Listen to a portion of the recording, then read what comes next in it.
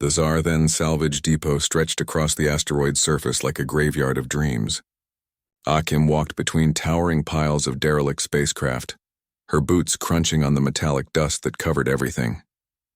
She was human, which made her an oddity in this corner of the galaxy, a curiosity that most alien species either pitied or dismissed. "You're wasting your credits, human," the Zarthan merchant hissed, his triple-jointed arms gesturing dismissively at the battered vessel before them. "That Earth ship has been sitting here for 60 cycles. No one wants it. The fusion drive is dead, the hull is compromised, and the AI core is corrupted."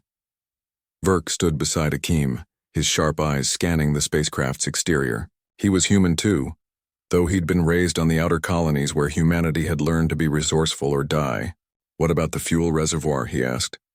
The merchant's chitinous face twisted into something resembling amusement. "Empty, completely drained. Take the spaceship, it's worthless. I'll give it to you for 50 credits just to clear the space." Akim and Verk exchanged glances. 50 credits was nothing. It was suspiciously nothing. "We'll take it," Akim said. The merchant's eyes gleamed with what could only be interpreted as predatory satisfaction. He probably thought he'd just scammed two foolish humans into hauling away his garbage. 3 hours later, Akim was elbow-deep in the ship's fuel system while Verk worked on bypassing the corrupted AI core. The vessel was a Prometheus-class explorer, one of humanity's early attempts at deep space travel before they'd made contact with the galactic community. It was ancient by current standards, maybe 200 years old. "The fusion drive isn't dead," Verk called out from the cockpit.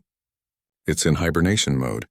Someone shut it down properly, like they were planning to come back." Akim wiped sweat from her forehead, leaving a streak of grease across her skin. "That's weird. Why would someone abandon a functional ship? Maybe they didn't have a choice." She returned her attention to the fuel reservoir access panel.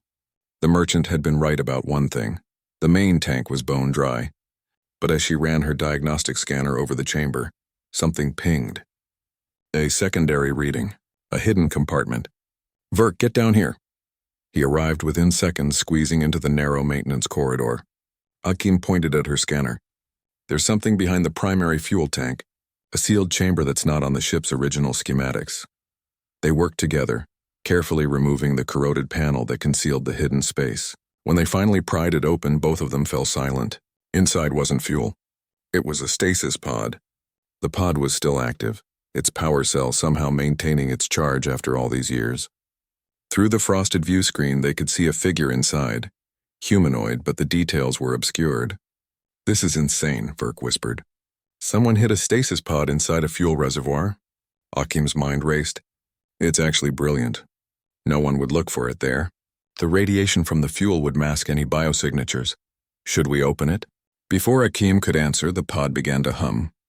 The frost on the view screen started to clear, and they could see the occupant more clearly now.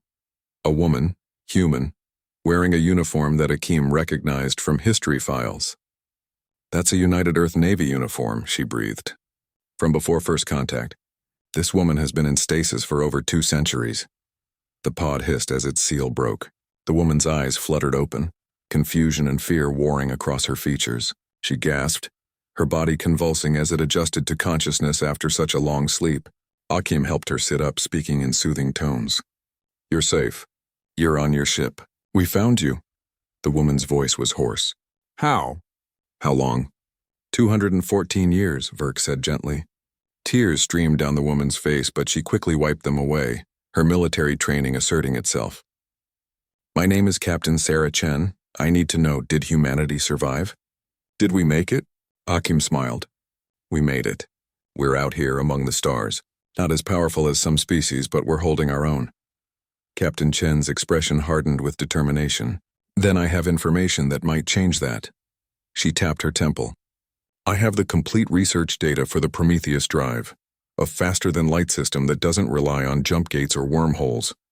Earth's government shut down the project, deemed it too dangerous. They wanted to destroy all the research, so we hid it. In me, neural encryption." Verk let out a low whistle. "The Zarthan sell access to their jump gate network for billions. If humanity had independent FTL, we'd no longer be dependent on alien infrastructure," Akim finished. "We'd be truly free to explore on our own terms." Captain Chen struggled to her feet.